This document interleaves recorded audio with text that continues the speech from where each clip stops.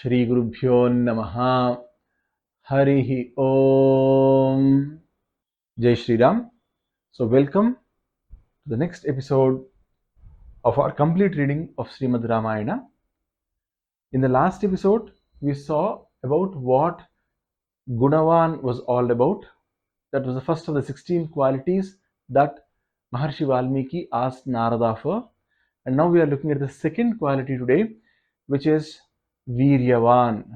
Now, viryavaan means one who has got a lot of parakrama, one who has got a lot of ability to fight, one who knows how to fight, or one who can stay in the fight without showing his back and running away.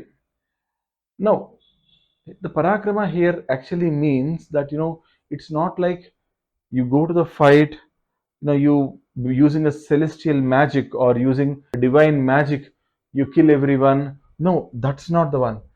Veeratva actually means you get into the fight, thousands of arrows come, they pierce your armor, you still stand, you still fight, you are put in a spot by the enemy, you still come back, you still fight. Never ever you are telling that you are going away from the war. And one, that's the physical form of Veeratva. In Ramayana, Lord Rama shows the physical form of Veeratva. 14,000 Rakshasas come and try to fall on him. He kills all of them. As an age of 15, he is asked to stay awake for 7 nights, and on the sixth night or so, you have two Rakshasas who come and try to destroy the yajna. Rama fights. When he sees Ravanasura coming towards him in the end battle, he fights. His brother is badly injured, he himself is badly injured. Indrajit hits Rama and Lakshmana from the clouds with Nagastras. Rama still stands there and fights. So that's the Veeratva. That's where you're showing that even when the going gets tough on the battlefield, I am there, I am going to stay there, I am going to fight it, and I am going to eventually win the war. That's Veeratva at a very, very normal sense, at a very, very ordinary sense. There is another meaning for the same Viryavan. The other meaning is, see, one godly quality is that whatever God gets into, whatever the Parabrahman gets into, the things might be different, but his quality will not change. So Rama learnt a lot. Rama made friendships with a lot of people. Again, if you are not making friendship with someone that who is absolutely having great character, though, then the trouble with you is that you really don't want to go and make the friendship with them because of your ahankara or your status in the society, etc., etc. No, but Rama here, he showed, even Gunavan, he showed that he's accessible to everyone. But then, just because he's talking to everyone, he's meeting with everyone, it doesn't mean that he is getting influenced or he is standing away from dharma. For example, we have a lot of good friends, we have a lot of good friendships, but what happens is, because we are there with them, we end up trying to be like them or getting influenced by them, and sometimes we might end up doing something which we really don't want to do, but because we are under the influence of them. Veeravanta or Viryavan, another meaning is, come what may, come whatever be the circumstances around you, you are standing there with your principles, with your moral ground. Come what may, come what may come and hit you. You might be happy, you might be sad, but still you are the person who you are. That your morals, your ethics, no compromise is done. That's Viryavan. That's having the internal Viratva. So Konvasmin Sampratam Loke Gunavan Kascha Viryavan. We have seen till Viryavan. The third one here that's being asked is Dharmagnascha. Dharmagnascha actually means one who knows dharma. Then why did they use the word Dharmagnascha?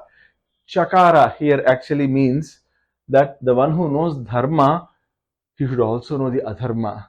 Because if you know only dharma, the trouble is you don't know what is adharma. Then when somebody is committing adharma, you really don't know what it is, right?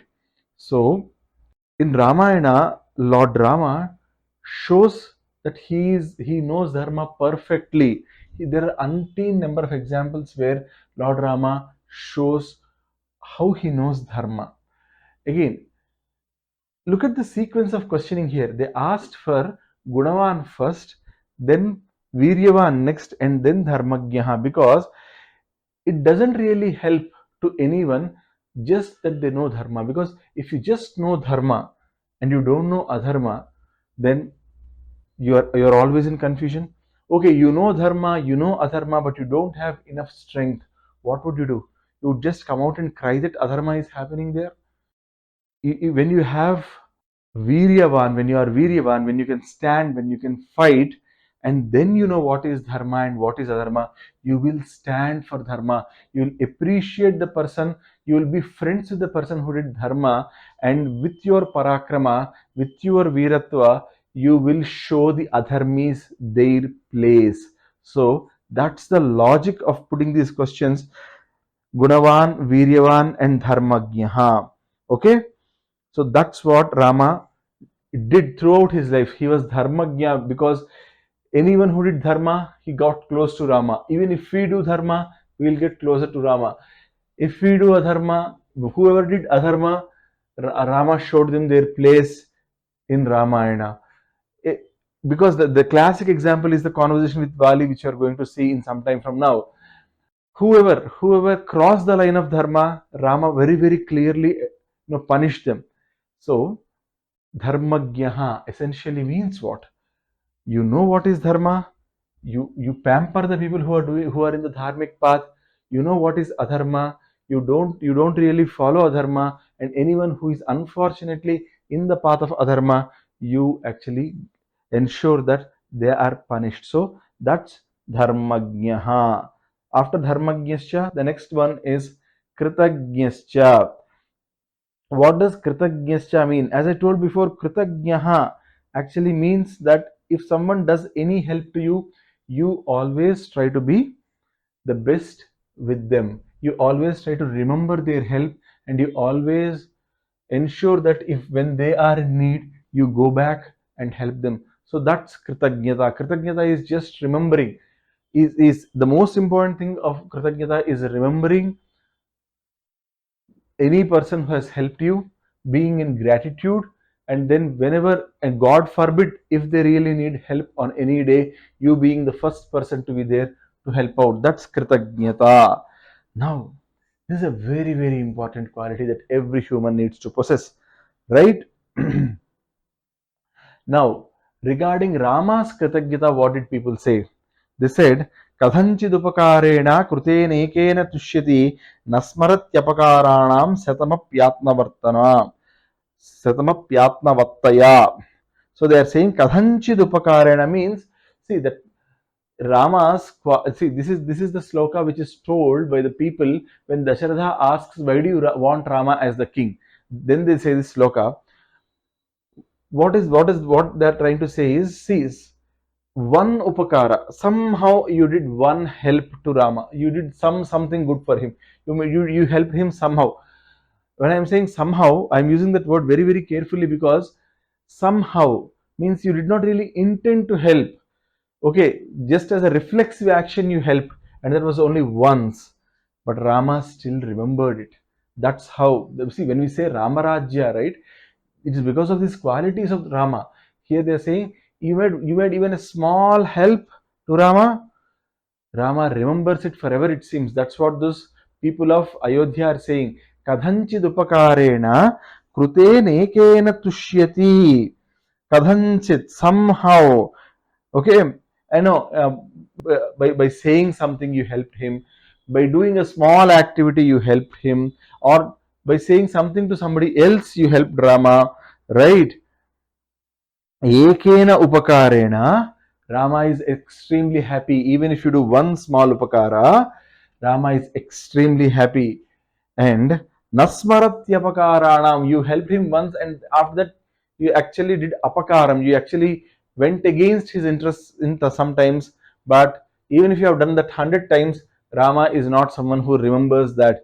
but he remembers the one upakara that you have done to him, and he always praises you in front of the others and says, "Arey, that person helped me when I was really needing some help." So that's kritagnascha, right? The next one, satyavakyo. Now, satyavakyo is an extremely important quality, because satyavak, because see, a lot of troubles in our lives, they'll just melt away, right? If we just say one lie, right? But Rama, he never spoke a lie, right? So, satyavakyo. I'll tell you an example. See, if Rama says, okay, it was my father who gave the word to Makaika, now he died, so I am taking away the kingdom. Is there anyone who can stop Rama?